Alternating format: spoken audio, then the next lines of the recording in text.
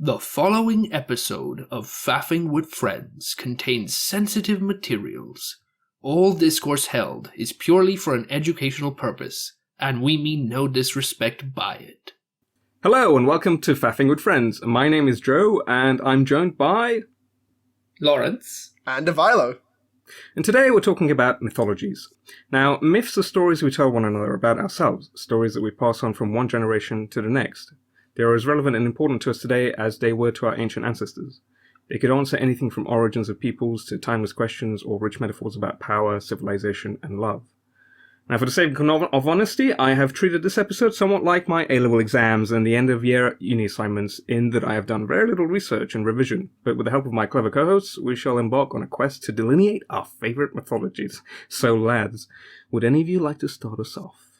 I mean, I think it makes sense for us to start with what is the likely most well-known mythology around the world, which is, the Greek mythos and the Greek pantheon. Ivaylo, do you want to start it anywhere specific with it? I absolutely agree with the Greek mythology being one of the most well-known and studied pantheons around, especially with the rise of popular culture and everything else. It's one of the only two other mythologies which have seeped so deeply into pop culture that knowing about them has been absolutely essential in my mind, from classical literature to comic books to even video games, and I'm sure we're going to cover that more later.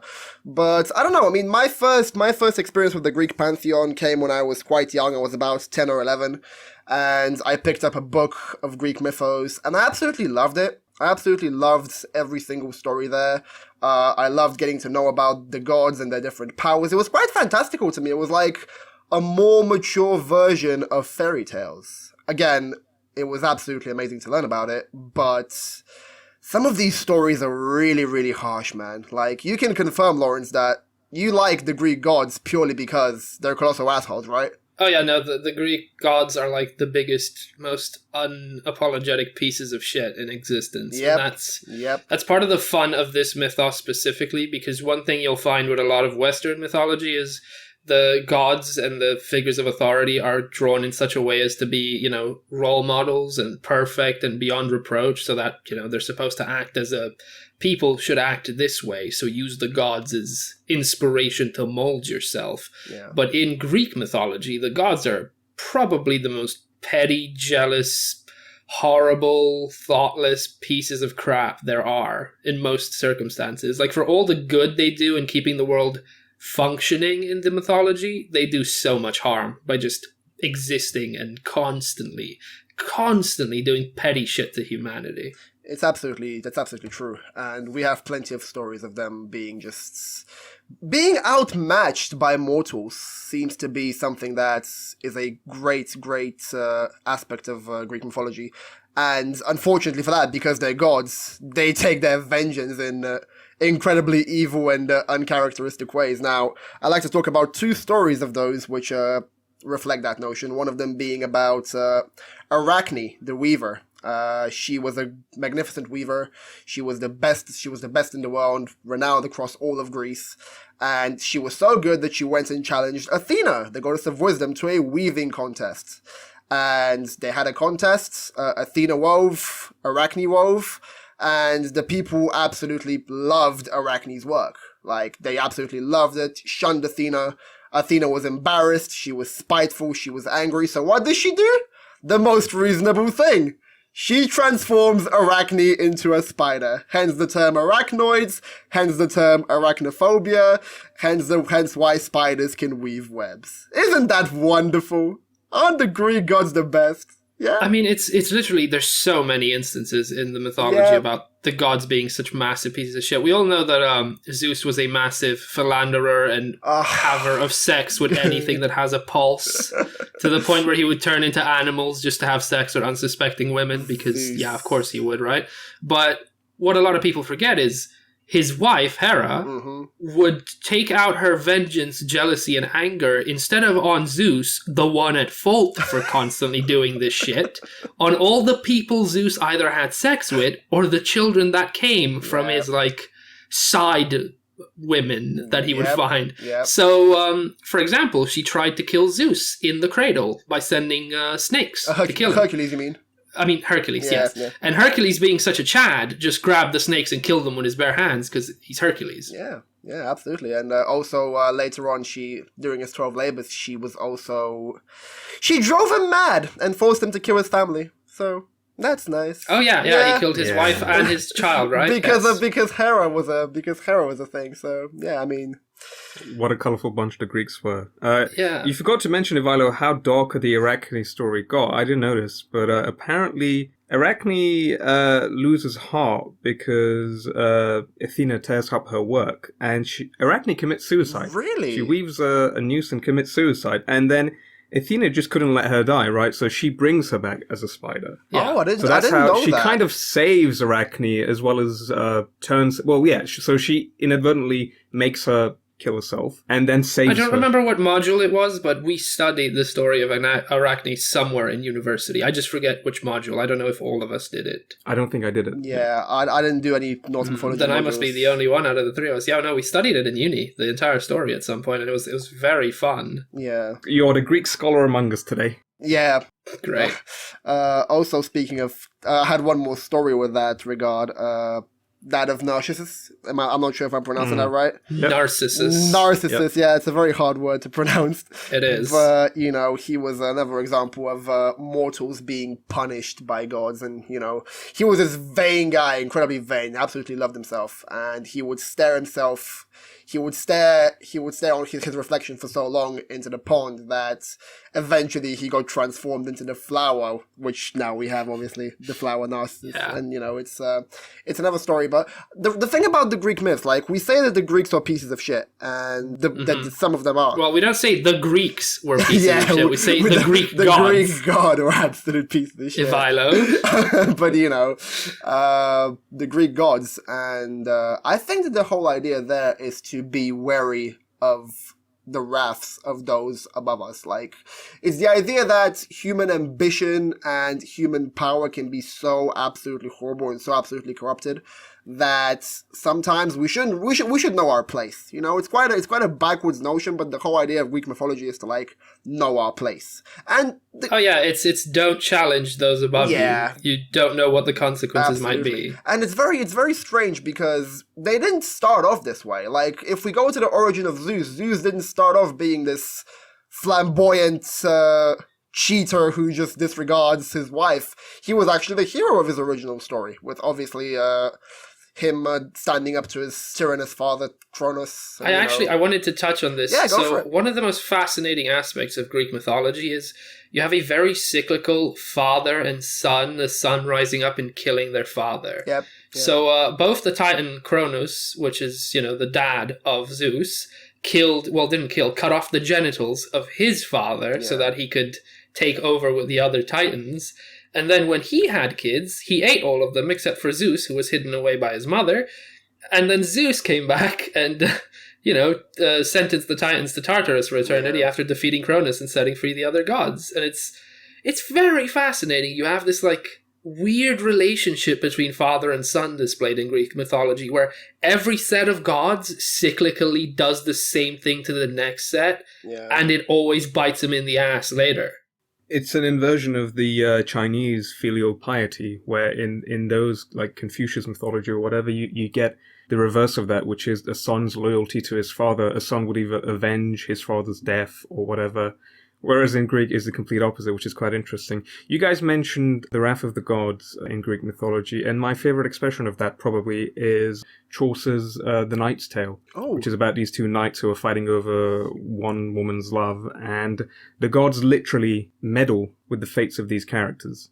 And, the way it turns out, it shows you how much they believed, or how much these myths are about just gods playing with these humans like Play-Doh. Yeah. And they also tend to play with themselves and the gods don't just fuck with humans. They absolutely go after themselves and each other too. Like, you have the fact that Hephaestus's wife would constantly cheat on him with Ares until he set up his net to catch them both in the act, and then called over all the other gods to come laugh at them for being such pieces of shit. It's these gods are so bad. It's so fun to read all the stories, because you can't possibly look at these figures and be like, yes, the pure and great gods. You have to be like, oh god, they're terrible, I love them. Similar story with Hades and his wife, Persephone. Yes. An absolutely favorite story of mine is how Persephone's mum was so upset that she just went on a complete... Demeter was like she just went on a complete rampage, destroying harvests, causing storms. Yeah, turning the world into eternal winter until she got her daughter back. Which she gets for like 3 months every year. No, 9 months. And then the 3 months that Hades gets her is winter. It's winter, yeah, there you go. Yes. There you go. But yeah, and Persephone has to eat those, what was it, pomegranate seeds, yeah? And that's another favorite story of how the gods are just like, absolutely just dead set on murdering each other. And, you know, also there's a lot of rebellion going on. I feel like a key concept later on, especially exasperated by the romantics, is the theme of rebellion.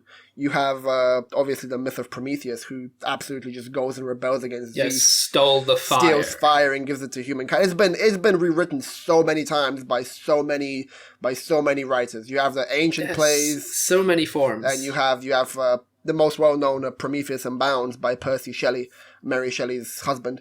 And, And even a wonderful film we may have talked about on a different episode that is just a modern take on the Prometheus story. What's that?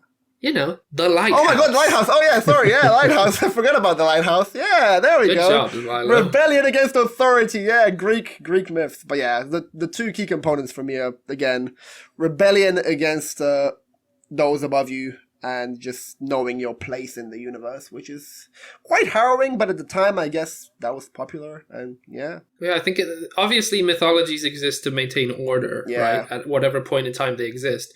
So back then, for that society, the order is there are those above you, you know, the philosophers and the nobility and the people who should be above, and then there's those below you who should be afraid to challenge those above, because otherwise chaos. Absolutely. Yeah, exactly. Do you guys have any favorite Greek gods? Or any? I mean, Dionysus is my favorite because he's the only one who isn't like outwardly a piece of crap, because his entire point is just, I love partying and having sex and just being happy. Everyone join me. Let's be as happy and mirthful as possible. And it's just, you know what? I can live with that one. That one doesn't seem like he's going to be that much of a prick. But isn't he insane? Because that's the whole thing. Like, eat, drink, be merry, for tomorrow you may die. That's a bit... He's a bit insane in some iterations, my friend.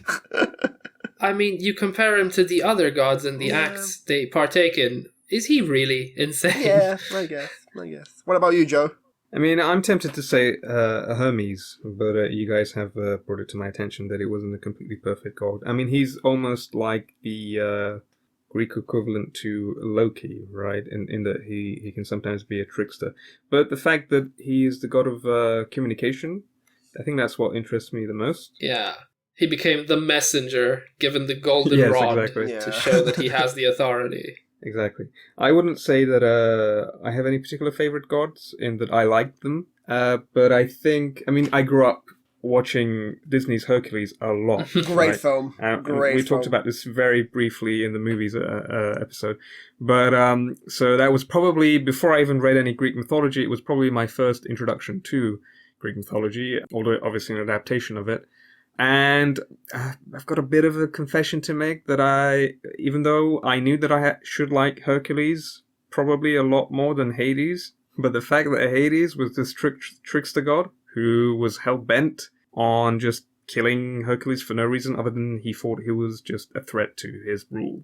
I thought that was interesting. I mean, Hades is just a great written villain in that film, but yeah. The mythological Hades isn't as bad. Right, yeah, exactly. And he's in the Disney. He's voiced by James Woods, which up until I learned about his later political views, I liked him a lot.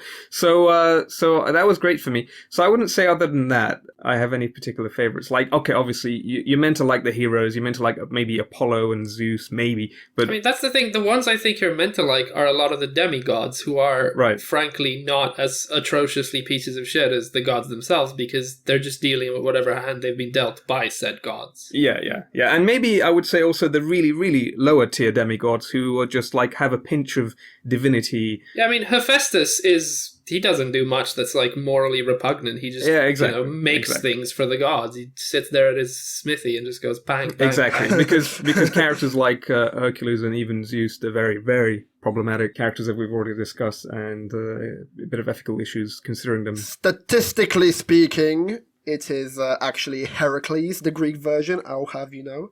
I love that film, even though it's incredibly inaccurate in every single regard. But it's a super like kiddified. It's a children's film, and I absolutely agree with you on the fact that Hades is one of the most iconic Disney characters and a well-functioning meme nowadays. So good job for him. But that film is just so inaccurate because it actually portrays Zeus and Hera having a healthy relationship, which we all know was not the case. Yeah, all the gods are portrayed as like, the idolatry, the perfect version.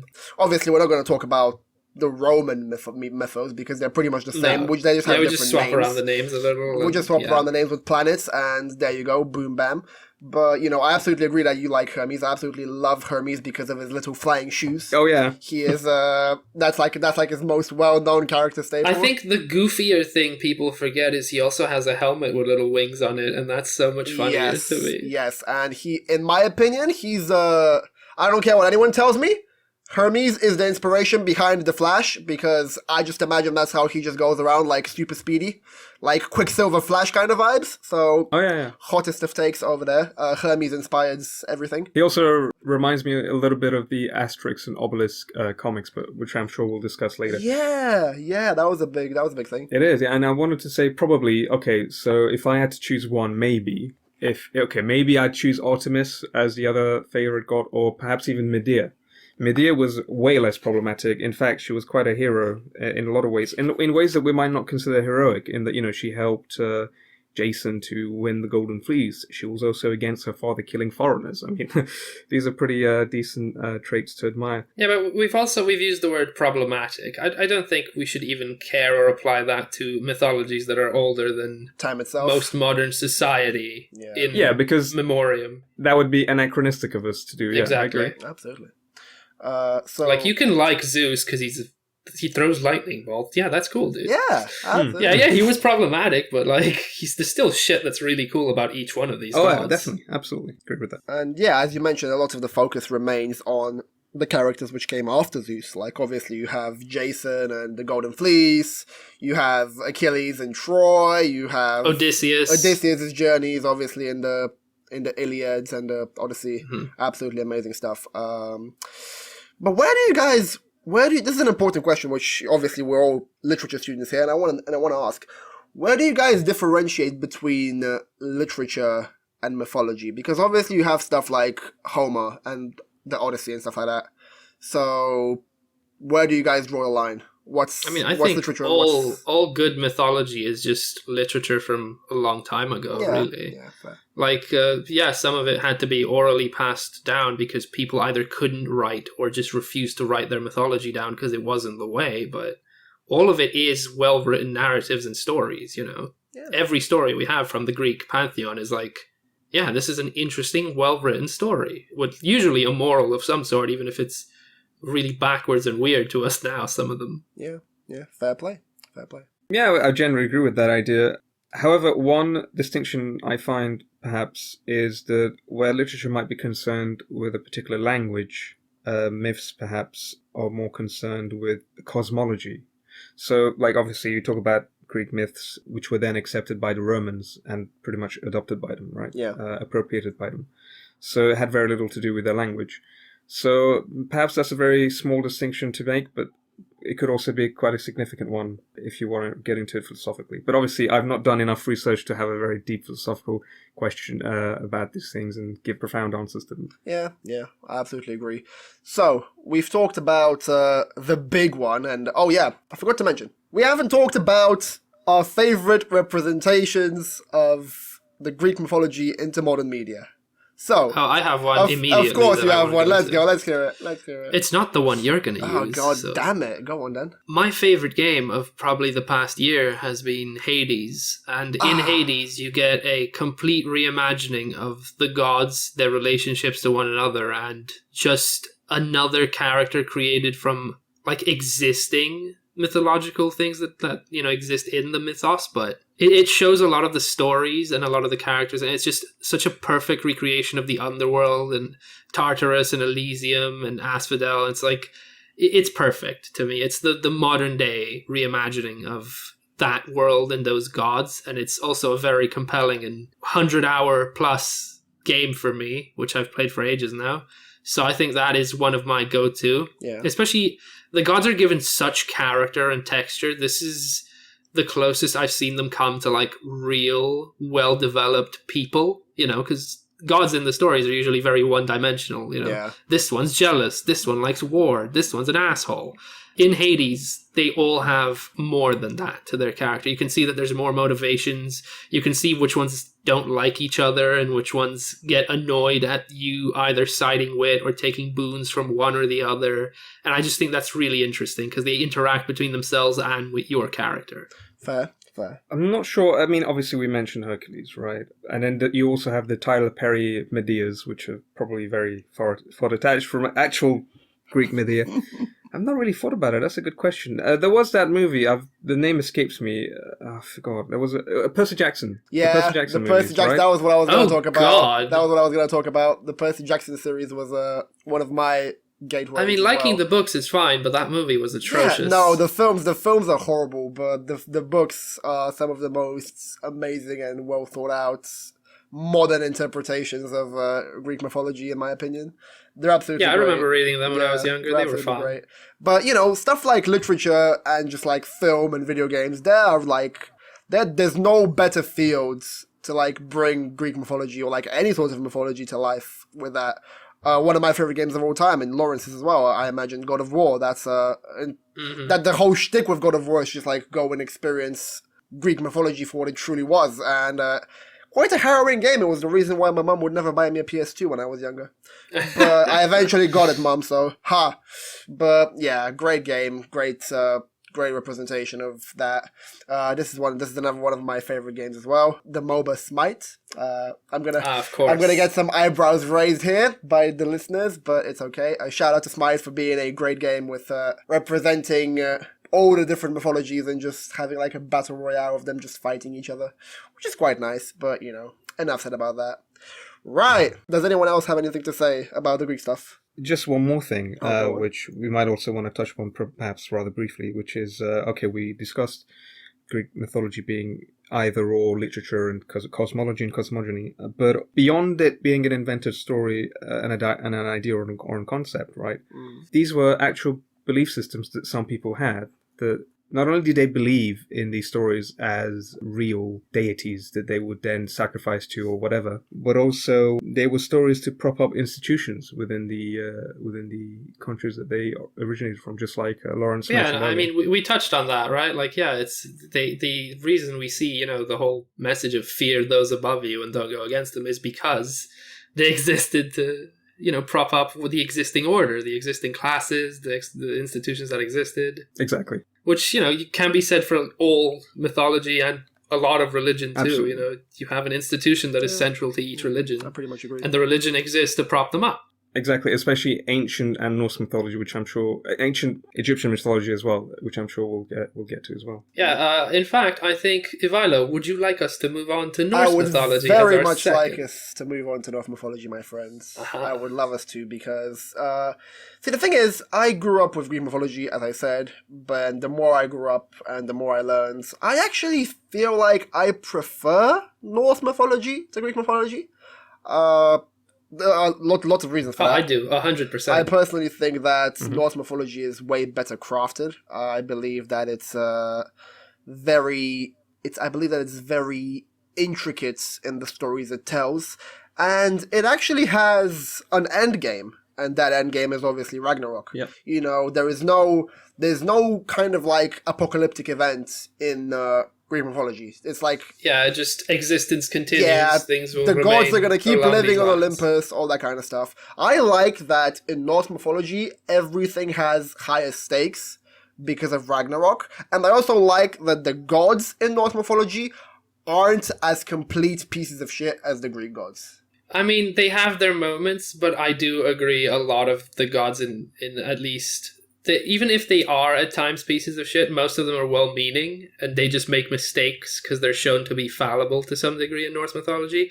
But I also want to say, the reason I prefer Norse mythology, specifically, is because it is the most metal goddamn mythology there ever was. Yeah. Like, there's a reason the imagery of Norse mythology is so synonymous with a lot of metal bands and just hard fucking rock, because there is no more metal mythology. You just look at Odin and how he lost his eye by gouging it out himself just for more knowledge, and then hung himself upside down with a spear through his heart on the world tree, Yggdrasil, just to learn the rune magic and become, like, king of the gods. Yep. Like, Odin is the most metal personification of a god ever. Like, you can't imagine a god that's more badass in terms of just, look at what this dude is doing just to prepare for Ragnarok, which he knows is coming. Yep. And that's his entire purpose for, like, needing more and more knowledge to either put off Ragnarok or figure out a way to make sure that the gods win in that endgame. Absolutely. And the thing with Ragnarok as well, which is very ambiguous, we don't know if Ragnarok's already happened or if it's about to happen. Oh, yeah. I really like that notion as well, because it adds a whole cyclical kind of almost time loop nature to the whole thing, you know? Which is symbolized by the... See, I'm gonna butcher this and you guys are gonna make fun of me. Ouroboros? The world. It's close enough. The Ouroboros. The Ouroboros, the world serpent. Obviously, Jormungandr, and he is a massive, massive. sorry, I'm making myself laugh. Jormungandr, the world. He is a massive phallus. Is that what you're trying to say? No, he's just massive. And he's a giant. He's the world serpent. He's meant to encircle the entire world, and he's always biting his tail. And the minute he lets go of his tail, that's when Ragnarok's meant to happen. And he's ironically one of the children of Loki, which I'm absolutely sure we're going to discuss, because for me, Loki is what Zeus is to the Greeks, which kind of makes no sense because he's not like the main god, but in terms of what he does and in terms of the consequences of his actions, I think they're pretty much on the same level. Oh yeah, no, I very much get that, like the comparison to some degree. I think that talking about Loki also brings me to something I really like about Norse mythology, in that it has a lot of comedic tales and parts where it's not afraid to be kind of amusing, because the gods can be morons and do really dumb things. And one of my favorite stories is when, like, Thor decides to go fishing for Jormungandr and just try and hook the world serpent on his fishing rod. Mm-hmm. And you're sitting there and you're thinking, if this thing holds together the world and the oceans, there might be massive consequences if Thor just hooked it and pulled it out of the ocean.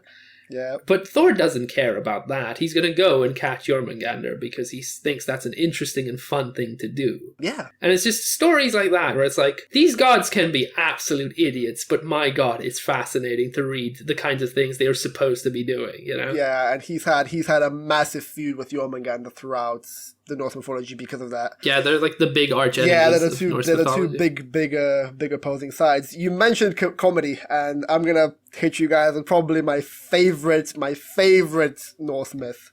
So Mjolnir goes missing, right? Mjolnir goes missing by some unknown means, and ends up in Jotunheim. Some massive giant stolen it. We don't know how, but Loki finds out, and he's like, "Well, what do you want back from Mjolnir?" And he's like, "Well, I want to marry Freya." Now, Freya's obviously the queen of the Valkyries, the most beautiful badass around. And he's like, I'm going to exchange Mjolnir for Freya. And Loki, being the genius he is, comes up with the idea that, okay, you can have Freya. So they go, Freya obviously says no. So what they do, they get Thor to dress in a wedding dress and to roleplay as Freya. They go to the feast, and on the feast, Thor finally is able to lift up Mjolnir and just slaughter the giants. But what's important here, it is absolutely canon that Thor has cross-dressed as Freya, and it's absolutely amazing. Having a badass Thor... That was Loki's way of, like, screwing with Thor. He got him to dress up as a woman and go to the giants. I just see one of my favorite things is just, like, Thor in a wedding dress with his hammer. And it's very excessive because the giant's obviously wondering, because Thor's there just like eating all this food, and it's like, like, how is she eating all that? Like, she's so strong. Yeah, this woman has a real appetite, my goodness. She has a massive beard as well, and it's just like, Loki's like, it's okay, don't worry, it's just like the veil, it's just the most hilarious What makes shit. it even funnier, I think, is the fact that giants accept it and fall for it for so long implies that the giants, their women look like how dwarf women are supposed to look like in Tolkien, which is, big bearded women with you wouldn't really be able to distinguish them by looking from the men. So Thor fits right in and just goes to the feast and starts eating everything. Favorite story of mine. It's a great story. Funnily enough, Assassin's Creed Valhalla has an adaptation of that story, but it happens also to be one of my favorite stories. Another favorite story I wanted to mention, which doesn't get to mention that often, is the story of Hoder and Balder. Oh. Do you guys know anything about that? I know about Balder, but not much. I know about his death. Yeah, everyone knows about Balder. Okay, so Hoder is a blind god, right? And he's the son of Odin and Freya in Norse mythology, and he's tricked by Loki to shoot Balder with a mistletoe arrow. Oh, so you're going with the most well-known story, the cause of Ragnarok. Of course we know about it. Right. So, now, funnily enough, this guy's called Hoder, right?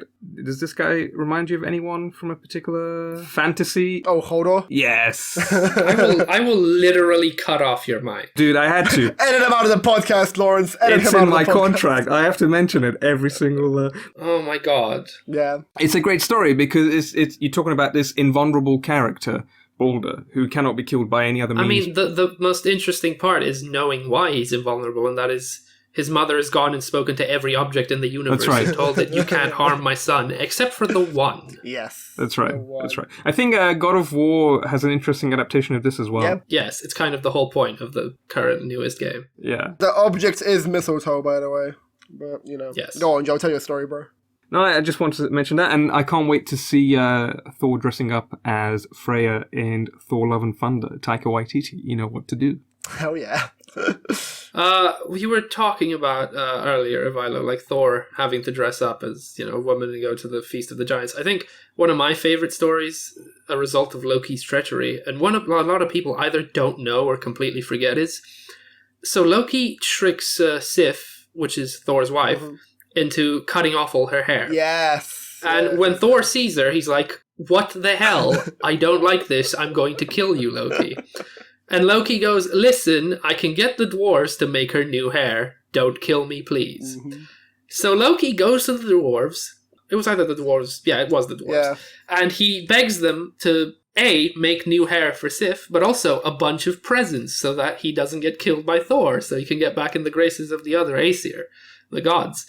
And wouldn't you know it, Loki is directly responsible for the creation of Mjolnir. Yes. He's the one that brings it back from the dwarves and gives Thor his most iconic, weapon of all time. Probably most iconic in most of pop culture, like Mjolnir is well known as this very special weapon.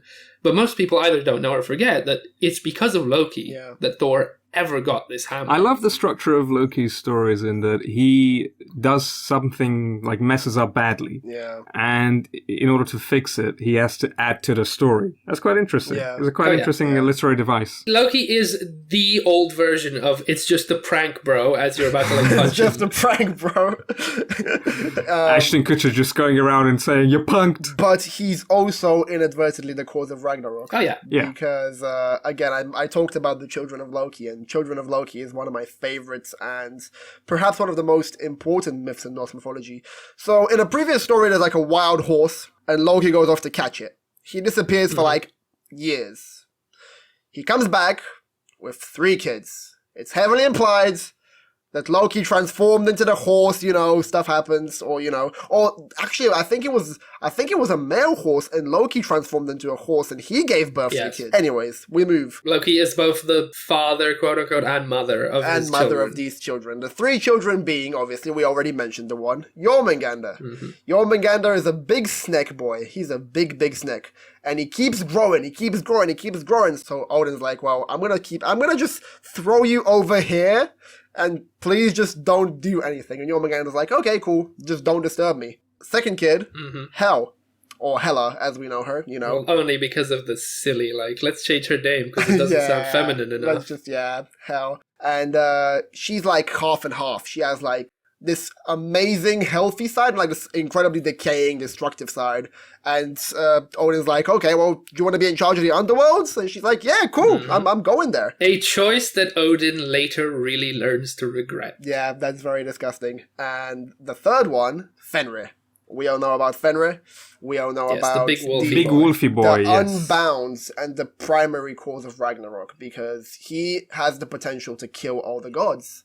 And he keeps growing, they try to bind him, they keep failing to bind him, and they eventually bind him with like a little magical ribbon, which costs Tyr his hand, because he's like, well, if I can't break free of the ribbon, I'm gonna cut your hand off, and that's what happens. But Fenrir is still bound, Jormungandr is still doing his own thing, and Hela's still doing her own thing. So, you know, all three children of Loki are just like the primary causes of Ragnarok. So you've touched upon the cosmological aspects of Norse mythology, just similar to Greek mythology, where you have Hades and perhaps even Neptune, right? And Zeus, obviously, at the top. Poseidon, my friend, Poseidon. Anyway. Did you say Poseidon? How dare you? Sorry, Latin influences. Anyway, so this cosmological aspect of it. So that's the interesting part, because obviously we're talking about these myths as not only myths but also literature. But I sometimes even I forget that these weren't just myths. Scandinavians believe these to be their gods. Yeah. And they longed to go and join them in Valhalla. So, of course, they probably told each other these stories orally, and then some skald wrote them down. Yeah, and I mean, the only reason we know most of them is because of the sagas, the most famous piece of literature that exists. Prose Edda as well. Yeah. But it's fascinating that so many people back then just genuinely believed that these stories were their reality, were their history and their heritage. What do you guys think about that? I mean, it doesn't seem very far-fetched to me, considering I don't see any difference between the world 1,000 years to more to now. Yeah. To me, it seems the exact same. We choose what we right, believe. It's just that the myths have changed. It can be as out there or crazy as we want. It's just these days it tends to be written in books. Right. We tend to actually have source material, quote unquote, these days, whereas in the past it was passed down orally because either no one could write or they chose not to. And that's very important, because in order to have a written record of something means that it will remain unchanging. But the interesting thing about oral stories, would you guys agree, is that there are so many versions of them. Like, even if you look at Norse mythology, there are certain stories that have different iterations than they would in the written sources. Obviously, the written sources are the sources that we do have, otherwise we wouldn't know. Yeah. Well, we have a written source that came long after the verbal ones, technically. Yeah, yeah. Another reason why I really, really love Norse mythology better than Greek is because they are... You mentioned the whole aspect of, cosmic and space and stuff like that. And yeah. I absolutely love that the Norse mythology absolutely nails down the cosmos, in my opinion, with the 9 realms and the world tree and connecting them and the Bifrost and all that, yeah. This is where we get all the conspiracy theories of, the memes of, after 12 o'clock on the History Channel. You get the, you get the aliens and how Thor was an alien and how Mjolnir was a weapon of mass destruction, which... Look, frankly, I used to watch that stuff and it is pretty fun. It is pretty amazing. If you decide to go, you know what, let's just see what they say. It can be really fun. And it's fun. You know, how they had this incredible technology and how they were actually credited for giving the Vikings their ships and the technology for their ships, because obviously they have the best ships around. But the stuff with the 9 realms, I can recite them, but I'm gonna save everyone's time by not doing it. So yeah, don't do that. I'm not gonna bore the dear listeners, but it's another aspect of mythology which the Greeks absolutely lack. I don't think the Greeks know anything beyond Mount Olympus. But, I mean, you do have Tartarus and its multiple layers, which are defined and explained and, societies of their own. But the realms can be attributed to every single planet of the solar system. Yeah. That's true. That's mind-bending to me. Muspelheim can be Mars. Why not? Fire planet, yeah. Yes, red giant. Perhaps in the same way that the Greek gods were attributed to the planets as well. By the Romans, yes. It's interesting that you're seeing these parallels, because I'm starting to see them too. And one in particular that I wanted to mention was how Tolkien knew both Greek and some of the Scandinavian languages, including Norse. So he was very familiar with these myths, and he actually utilizes them a lot in his stories. So, for example, Lord of the Rings, The Hobbit, The Silmarillion. Dwarves. They're literally The dwarves, yeah. Nordic invention. Yeah. Yeah, exactly. The dwarves, you've got the whole, if you read the Silmarillion, the structure of the world seems almost as if it was just lifted from Norse mythology. So I'm glad that that's a thing, because I'm not sure if I mentioned this, but I was introduced to Norse mythology in an academic setting. I was introduced to it at school, in primary school. One of my teachers very graciously introduced us to it. So dwarves are a Nordic invention, yes. It's a funny thing to say, but in mythology they are, I think. Would you guys agree? Yeah. Oh, yeah, absolutely. You can tell where the inspirations for most crap come from, especially in, fantasy and stuff. You can argue even elves. Again, there's elves in some of the realms from the Norse mythology. So dwarves and elves are sort of, at least as far back as we know, based upon those versions. And they're just modernized for what we have now, which is, the stereotypical dwarves live in, under the mountain, and they look for gold, and they love smithing and metals, which again, smithing, guess who made Thor's hammer? The dwarves. Yeah, absolutely. Which then inadvertently means that us RPG gamers who love these, skilled characters and classes and stuff, have Norse mythology to thank. Yeah, absolutely. For favorite games like World of Warcraft, Skyrim, you name it. God of War, again. God of War. The reboot boy. But back to, before we move on to the Norse, from the Norse, to them being the most metal ever. Mm-hmm. Not just is Ragnarok metal as all hell, the way Loki gets punished the last time when he does kill Balder, which we mentioned, is really, really I know fucked. this one. Yeah, it's really fucked. One of his sons is disemboweled. His son's innards are used to tie Loki up in his cave. And then a snake is put above him to drip venom on his head, while his wife holds a bucket that gets full now and then, and she has to go empty. Yep. And whenever the bucket empties and the venom hits Loki's head, he feels horrible, incomparable pain. Until the day when Ragnarok finally happens, and he's supposed to break out of his chains and help the giants against the gods. Again, parallels with Prometheus's punishment. Indeed. Oh, yeah. Indeed. Interesting stuff. We forgot to mention the most important thing about Loki. Loki's a Jotun. Oh, yeah. Oh, that's right. And fun fact, he is actually Odin's adopted brother, not Thor's. Important distinction. All the Marvel MCU people who think he's Thor's brother, you're Marvel's wrong. stuff is super changed and with its adaptation of it, because Hela is not Loki's daughter in the Marvel universe. She's Odin's daughter, etc. Yeah, absolutely. But I do like the Bifrost. I do like the Bifrost being one of the way most it's portrayed in those films is very interesting. Yeah, and accurate. And shout out to my boy Heimdall, who's probably as he's pronounced in the correct way, Heimdallir. But Heimdallir. Yeah, his name's Heimdallir. But he's absolutely amazing. I love Norse way more than I do Greek. I feel like I agree with that. As Lauren says, it's the big boy mythos. We're the metal boys. You read Greek mythology when you can't grow a beard. After you grow a beard, you're into the Norse mythology.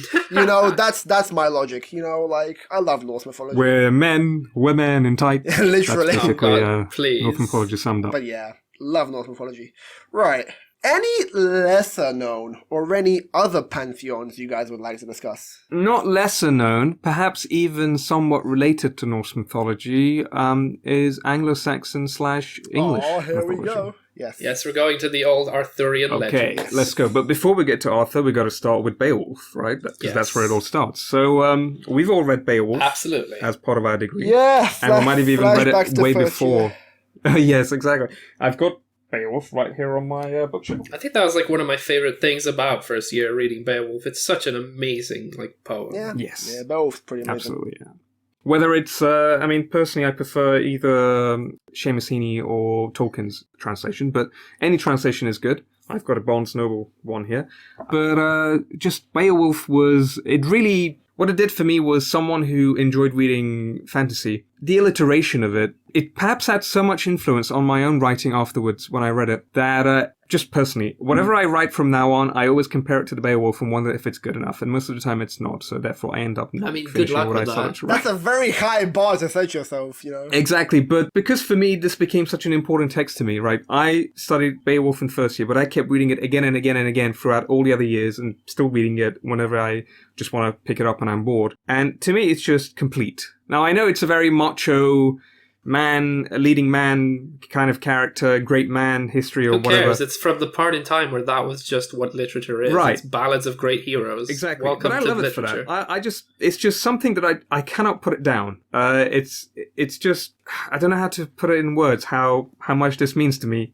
I know I sound like a very inarticulate person right now, but Beowulf means a lot to me. Okay, you guys take over. Yeah, no, if we want to move on from Beowulf, Beowulf is very interesting in that it's one of the earliest we have of like that kind of heroic epic. Yeah. It stands on its own almost, like you don't need to know what's after. But after that, we get more of, the Britain sagas and like stuff that came from, medieval England and those, Middle English type written works. Yeah. And for those, we can go to, like we said, Arthurian, like Gawain and the Green Knight, which is, I think, a very, very interesting story. I think it's one of my favorites among those, with the knights and the chivalry. Yep, again, another favorite, yep. And just the way it's like structured, where it's almost like a twist on what you expect to happen, You expect them to go there. Exactly. You expect him to go there and defeat the Green Knight, and, it's, yay, Gawain did it. But he goes there and he's taught almost a lesson by this supernatural being. Right. And he teaches him almost to be more humble and to stop, being that stereotypical, like, heroic, chivalric knight. But perhaps even more really courageous, right? Because he flinches when he goes to strike him. Yeah. And it's the two flinches that really seals his character, as well as the fact that he's wearing the girdle. So he's getting a lot of help to get to the Green Knight and to face him, whatever that means, up until he learns that it's just a nick. He just wants to nick him a little bit. And that's not a euphemism, right? He just nicks him a little bit on the side of his neck, maybe a little bit of blood drops out, and then he goes back to Arthur's court feeling a bit of an imposter, because everybody's praising him for having defeated the Green Knight, but in reality, he knows in his own heart that not only is he a coward, but he perhaps betrayed the trust of his host by indulging in the hunting game, right? So he indulged in the hunting game with his host's wife. So whatever he got in return, he gave to Bertilac, and then Bertilac gave him whatever game he hunted that day, which is quite an interesting metaphor. But then everything is sort of cleared up, because it turns out that Morgan Le Fay was the one behind it all, so... It was Morgana all along. Sorry. Right, exactly. Anyways. So is Gawain absolved? Is he still a knight, a good knight, or a knight as we understand him? I mean, I don't know. See, the whole thing with chivalry is that it's just the pinnacle of the Arthurian legends. And, see, I'm not really sure I can even call Arthur's whole court a myth, because it's kind of pseudo-historic, pseudo-mythological. Like, we obviously have records of it. That goes for a lot of worldly mythologies. There's bits and pieces of this might be mythos, this might be history. We don't have enough information to say. That's the point. Well, it goes back to Geoffrey of Monmouth's History of the Kings of Britain, right? I was just about to say how it all starts with Geoffrey, and he created this text about giving an origin story of this British soldier who eventually rose up. And Geoffrey of Monmouth's writing is incredibly, it's very, very Christian. It's incredibly how, Arthur was guided by the Virgin Mary on his shield and Jesus on his sword, and he was just, going around and being this amazing warrior, how he took a fortress with just, 100 men, all that kind of stuff. And then later on, as we move throughout the centuries, we move throughout history, we get these many different writers, two of which are two of the most significant, one being Chrétien de Troyes in France. Yeah. He created three stories, the Knight of the Cart, the Knight of the Lion, which is my favorite story, Yvain, the Knight of the Lion, incredible story about this one guy who goes around, tames a lion, and it becomes his pet, and they just go around killing monsters and stuff. Incredible story. Lancelot, obviously, key part of the Arthur mythos, as significant as Loki and Zeus to the Oh yeah, no, I think La Mort d'Arthur is like And my that's favorite the next, piece that's of the next Arthurian one by writing, Thomas and it's Mallory. just Yeah. the death of Arthur and the way like that entire era supposedly ended because of Lancelot and King Arthur, Yeah, going at each other over betraying each other, yeah. and it's just it's such a like brutal story. Like you have Lancelot, smashing a knight's head in a door to get away from like. Yeah. It's crazy how brutal and violent the end of this like very pure and Christian and chivalric era Very is. nihilistic, even. And you have Mordred as well. You have Mordred who rebels at the same time because once Arthur loses Guinevere, that gives rise to the Mordred rebellion. He goes and they have like a battle to the death, and they both stab each other at the same time.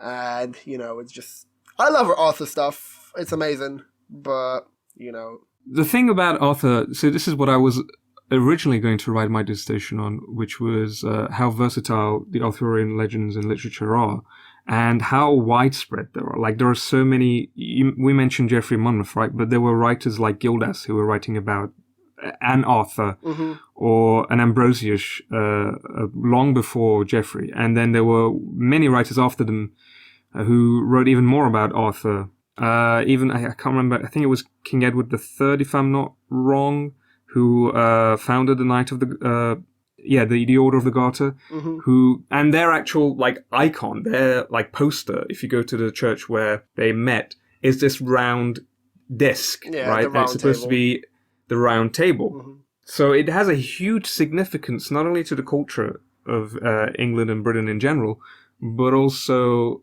to its history, right? And the other thing is that, but it wasn't just on the British Isles, it was continental. King Arthur was so popular that it spread all the way to the Holy Roman Empire, where on the one hand you had the Guelphs and, if I'm not wrong, the Hohenstaufen. So these two rival families who were vying for the throne in the Holy Roman Empire. And it's such an interesting story. The King Arthur story was used as propaganda to prop up Frederick Barbarossa's birth and rise to power. But not only just that, if you fast forward to today, of all the adaptations about King Arthur, Merlin, and so on that we've had, it's amazing that it's such a versatile legend and literature that we could go back to readapt and read with different interpretations. Like one of the biggest splashes in the genre was probably The Mists of Avalon, which was written from the female perspectives of the characters. Now, the personal life of the author notwithstanding, a little bit of tidbit, because I have to, I'm obliged to. The Mists of Avalon was what inspired George R. R. Martin to write Avalon, which was supposed to be King Arthur in space, but in between writing that, he came up with Game of Thrones. So it's such a great, the Arthuriana is such a great canon of literature within English literature. I would love to see Arthur in space. That's we haven't gone there yet as a species, so I think we really should. If you're interested, there is a comic book run called Camelot 3000. Oh Lord! I think you'd be interested in that. Yeah, I mean, I absolutely would love to. But you're absolutely right. Arthur has been done so many times by so many different people. Even by Guy Ritchie in a less than successful attempt. I want to move on to talking about something that I don't think has been done very often and very few people talk about, especially in the West, or mention, and that is the myth of the Monkey King, Sun Wukong Journey to the West! Let's go, boys! Okay, so this might be, at least to me, my favorite myth story to come out of, China and that part of the world. And it's Sun Wukong, he starts off as somewhat of a normal monkey, but through endless trickery, he kind of tricks deities and great beings to the point where he ends up more or less immortal and has items of power that have been translated to, the cloud, the Nimbus cloud that people ride in Dragon Ball Z. Yes. And so Sun Wukong is the inspiration to 90% of Dragon Ball Z's beginnings and origins. He's the direct inspiration to Goku as well. Exactly. Yeah. And I love the entire story. The fact that you get this horrible trickster asshole who the only way to stop him is for the Buddha to drop a mountain on him and just leave him there for 500 years.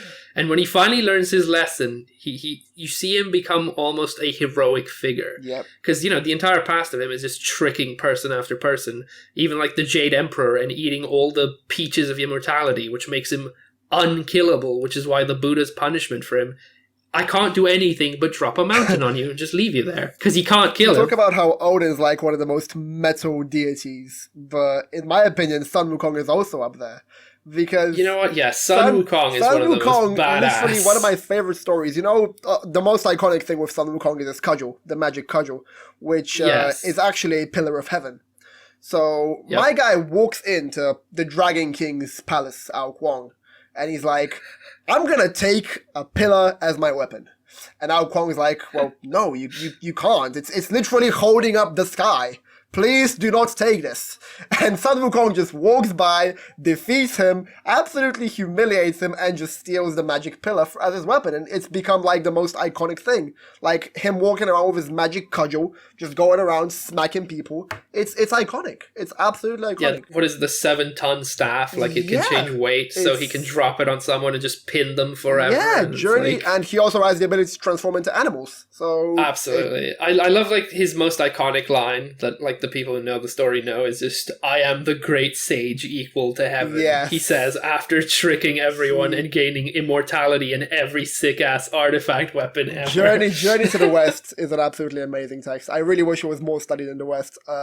We talked about... absolutely, because I feel like too many people don't know it or talk about it in the West. And it's like, it might be one of my favorite pieces of literature. It's just so amusing. It's so different. You don't get like this kind of thing in our stories, our mythologies. We're a lot more like, I don't know what the word for it is, but it's a lot more grim for us. Whereas you have Sun Wukong being like literally the most amusing, but like also cool character ever. Absolutely. The entire way through his story. And then he ends up helping, in Journey to the West, the monks. Yeah. And then he becomes more of like an actual hero and he learns from his mistakes and grows. But it's really interesting because he's not the conventional hero type, and he never was, and this is a myth that's old as heck. Yeah. Like it's so old and ancient, and yet he's written in a way that you expect modern day, like non-conventional anti-heroes to be written. Yeah, I'm very happy you brought up Chinese mythology, because one of my favorite mythological stories is from the Chinese mythology, and it's a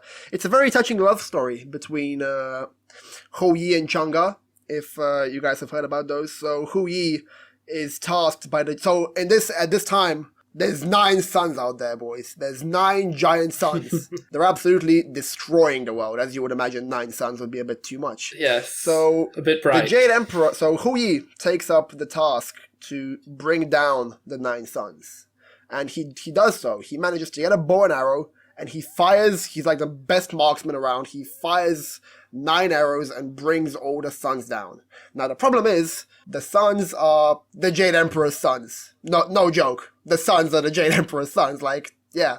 So the Jade Emperor obviously punishes Hou Yi, and he punishes him by stripping him of his immortality and just banishing him to Earth. And Chang'e just ends up being alone by herself, and she becomes the deity of the moon.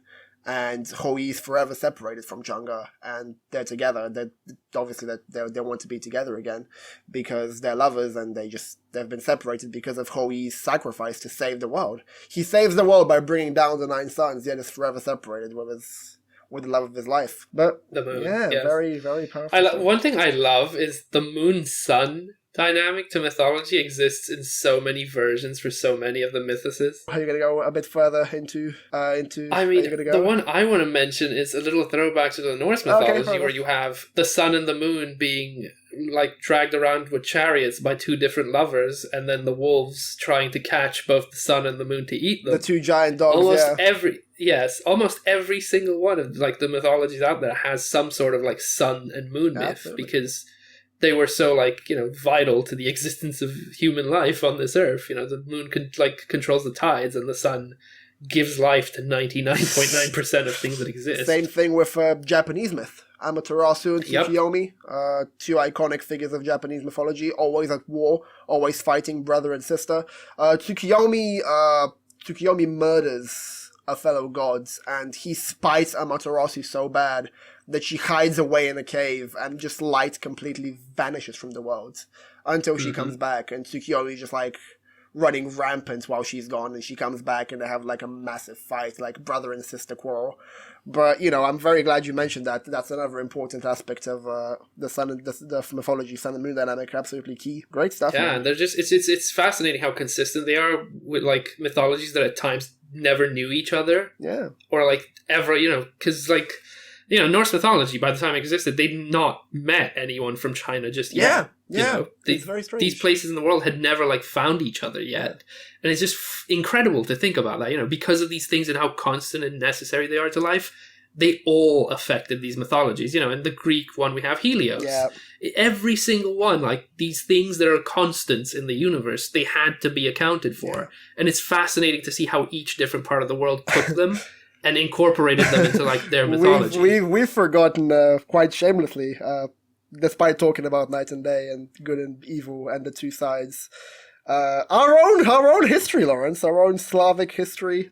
Before we could get to Slavic history, I just wanted to mention my favorite Chinese myth, which is about Yu the Great, or Yu the Engineer, who was supposedly a Chinese emperor. So basically, during the reign of the Emperor Yao, China was pretty much plagued by floods throughout the entire land, and Yu's father Gun, or Gun, was tasked with either damming or diking the Yellow River, or the Wei River, so that to prevent the flooding. Now he labors for 9 years and he fails to actually accomplish that. So when Yu takes over, he collaborates with Hu Ji, and he's successful in creating irrigation canals and dredging the riverbed. So what he essentially ends up doing is he diverts the water to agricultural fields to allow the irrigation of those fields, which allows the expansion of Yellow River culture or society around that time, and also the economy of China. So good guy. He's referred to a great guy. Like if you want a hero, who better than someone who stops people from dying from floods, right? Not all heroes wear capes. So I love this guy because he's just an engineer. And I think we probably need more engineers in the world than, guys holding shields. It's very fitting that you like someone who gave rise to the trade and to the merchant communities with the Yellow River fitting stuff. Inspiring all his future role plays. Yes, I gotta stay in character, right? Go ahead with Eastern European and Slavic what we were mythologies. talking about are good old Slavic mythologies. Now, something that needs to be said from the start is a lot of our mythology is very fragmented and destroyed because when the Christians came, they kind of stomped it out to death. And then the Ottomans as well. And then the Ottomans as well. So a lot of our mythology is either completely passed down orally at this point, or just bits and pieces of old text or runes or whatever was left from back then. So most of it isn't arguably full. It's not comprehensive. It's not what it should be. And that's like one of the great tragedies of, I feel, that entire section of the world. And that is an entire mythology has pretty much been left in tatters because big, empires came and just stomped it out to make their ideologies and beliefs the main thing there. Yeah, it's quite tragic. And we do have some we have like little figures and like little remnants, but we don't have like a massive pantheon with like an Asgard or an Olympus, we don't have that kind of stuff. The only comparison I know is the one that I was going to mention again, going back to the topic of the light and day. We have two deities called Chernobog and Beowulf, and they are pretty much, again, representations of the good and evil. Chernobog is pretty much worshipped as, he's not really worshipped, he's kind of just perceived as the evil in the world, like the god of darkness, a Diablo figure in a way, like a devil figure. Yeah. And people used to make sacrifices in his name to appease him, not to celebrate him. You make sacrifices to the evil guy to appease him, and you make sacrifices to the good guy to be in his good graces. I don't know. I mean, we have like figures, like we have like boogeymen like Baba Yaga and stuff like that, but again, we don't have like a set. We also have, I think, one of the things I like that has bled into modern media, the Witcher series, both books because they're written by a Polish author, so they're of Slavic culture and descent, and the games. You see a lot of like the mythological creatures and monsters that come from this almost lost mythos portrayed in these things. So you have Leshies, the guardians of the forest, who are like, they're not good or evil. It's just you go into the forest and cause destruction or damage, and they will kill you. But they can also guide people if they're like respectful of nature out or into the forest to find what they need. And seeing stuff like that represented is great because, like I said, it's so near non-existent now. It's so like almost wiped out. And like Chernobog, for example, Neil Gaiman, who wrote like a great book on Norse mythology that me and Ivaylo have read, he also wrote American Gods, which is a fictional set of stories, books, a series that have certain gods from many different mythologies. And he includes Chernobog in there and a lot of other Eastern European mythos characters, and it's fascinating to see them represented because they are some of, if not the most like rare to see in modern day media because of how little info there is and how little is left to really talk about or do with them. It's a very good thing to see representation on that level, and again, there's not much left. So apart from some horror stories to like frighten little kids and like, as you say, word of mouth oral stories, like my grandparents would tell me stuff about like different creatures and stuff like that all the time. Kikimoras, Baba Yaga, obviously. Oh yeah, no, I think for us the horror stuff, scare your kids to not do wrong, survive the best, because parents never stopped saying them to kids. Do you have a bagman in Romania? Oh yeah, we have a bagman who takes away naughty kids and puts them in the bag. Anyway, it's very, very... It's that kind of mythology left, so... That is morbid. It is very morbid, trust me. But... Welcome to, Eastern Europe. We're Slavs. We have very specific, grim, dark mythology. That's just how it is. I mean, the Brothers Grimm literally came to Europe and wrote their entire fairy tale, mythos based on stuff that existed in our side of the world. That's like...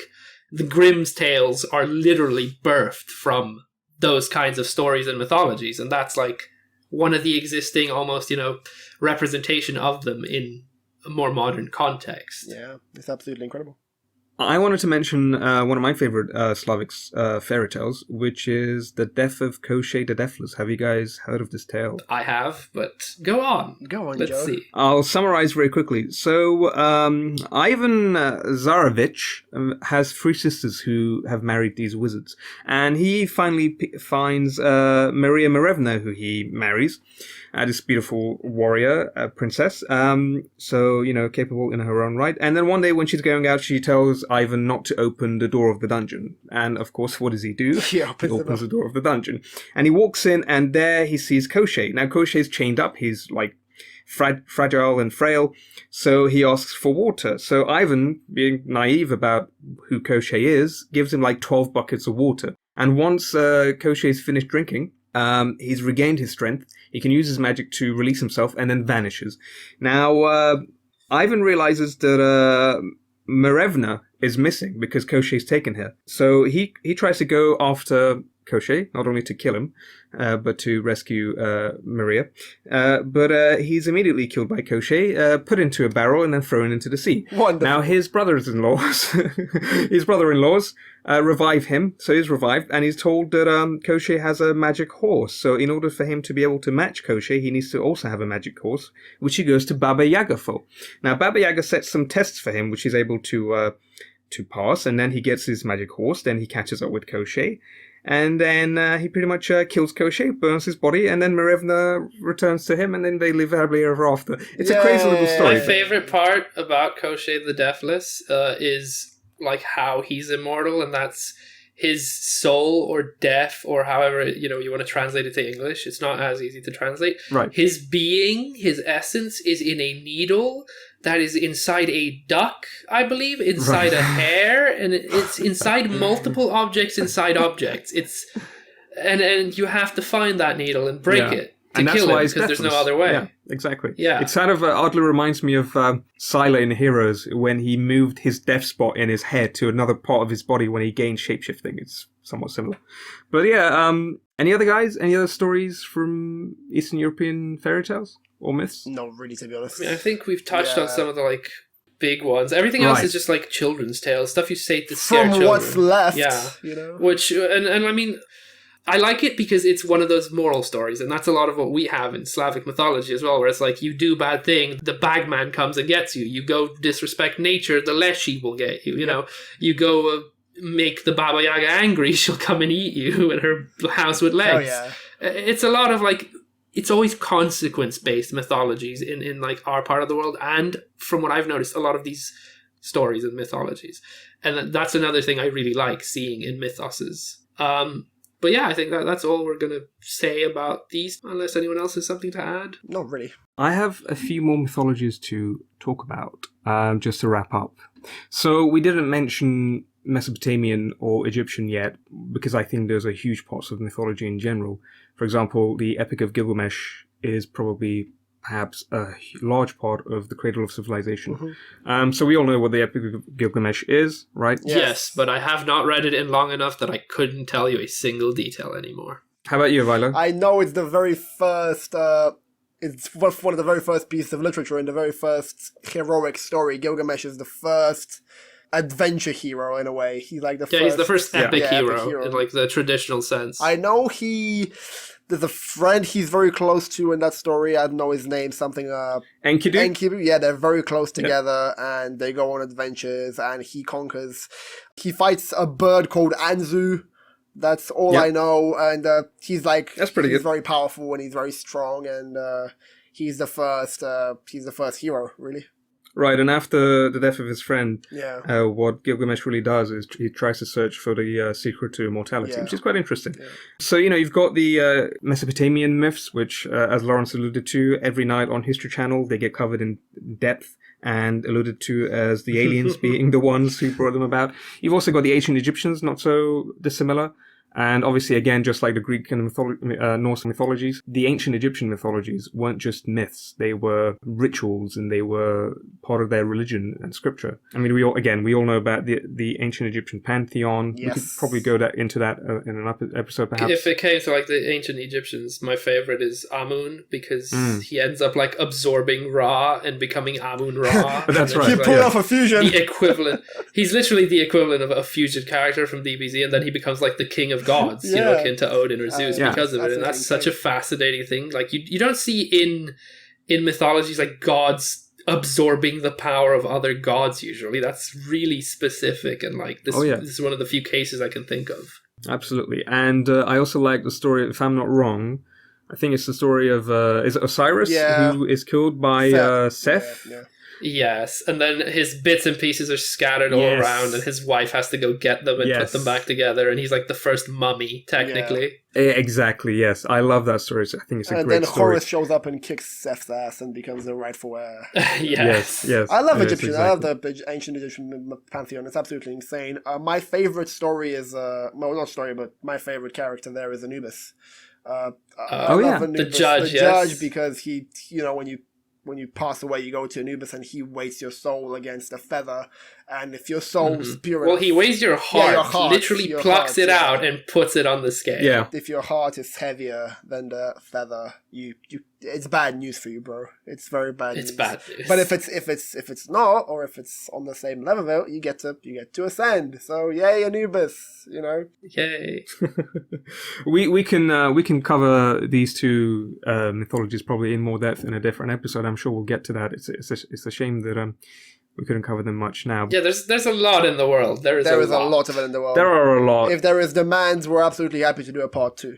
Absolutely. I'm sure there is demand for it once our listeners tell us. But really quickly, I'll run through the final 3 that I wanted to mention.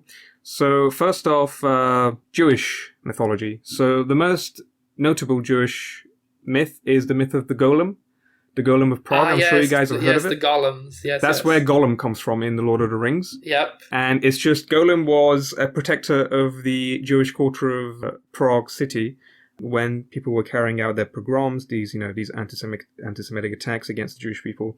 This rabbi supposedly he animated a body made out of clay. I'm not sure if you can even call it a body. It's a clay figure of sorts. Yes, exactly. He animated it by writing the word life in Hebrew on his head in order to protect the community. And I mean, golems, as a direct result of this religious story, have now become part of also fantasy in a lot of places. Absolutely. You have golems that are created from materials, stone golems, clay golems, just made through the same really idea. As You've got in The Hunchback of Notre Dame, you've got the gargoyles that come to life, and you've got Jon Favreau's production company, which is literally called Golem Productions, right? So it has a huge influence.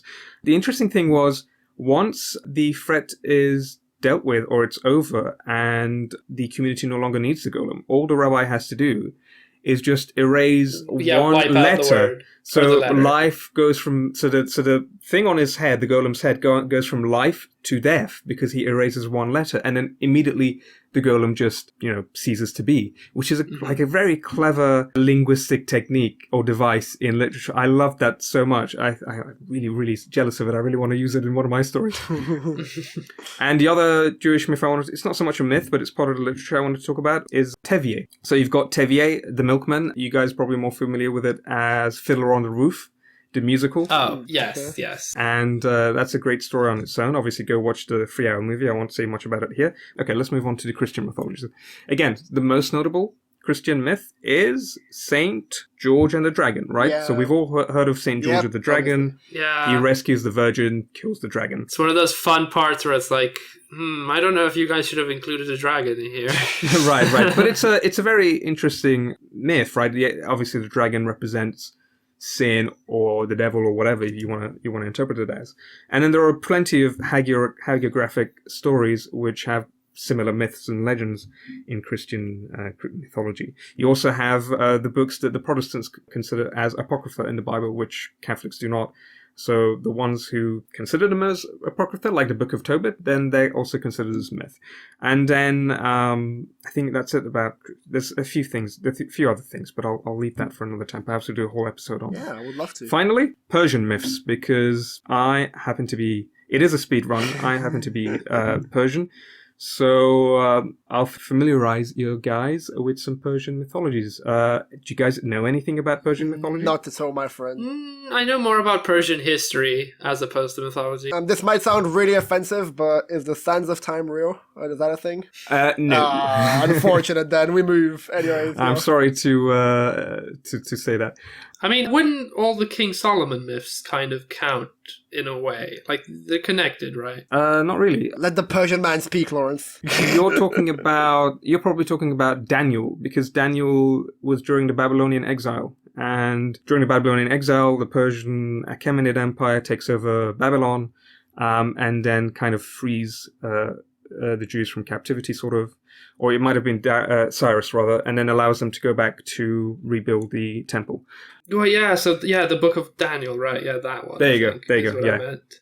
So that's probably what you're thinking of, because Solomon, I think, was probably either way before or way after. I've got mixed up my chronologies. But anyway, Persian mythology. Right, so you've got this character who's an archer. He's called, conveniently, Arash, which means nothing really other than probably archer. Now, obviously in English, it could be a euphemism. He is tasked with shooting an arrow, and wherever that arrow lands becomes the new border of then Iran in the myth, because they were fighting with the Turanians, who were their neighbors, and Arash just happens to be a nickname that my family gave me when I was born. That's a nice little tidbit. That's cute. And the other big myth, so you've got Jamshid, that's where the myth of the New Year comes from, because in the myth of the New Year, you've got this icon of a lion biting the back of a bull, and that's a symbolic icon of the old year dying and a new year coming to being. But the biggest source material for Persian myths is the Epic of Kings, written by Ferdowsi. And perhaps the most notable story in the Epic of Kings is either, two ways you can go about this. You can either look at the romantic story, which is the story of Layli and Majnun, which is somewhat similar to Romeo and Juliet. But you also have the story of Rostam and Sohrab, who are a father and son, and they don't know that they're related to each other. And to speedrun this little myth, they end up on a battlefield where the father ends up killing his son, not knowing that it's his son, and ends up only realizing after it's late that is its son. And there's a whole proverb we have, which is after the death of Sohrab, which means that solutions that come about only after it's too late.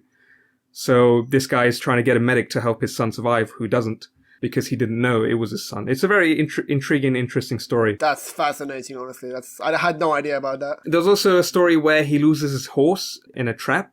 His horse falls into a trap, and it's a very emotional moment because he's really close to his horse.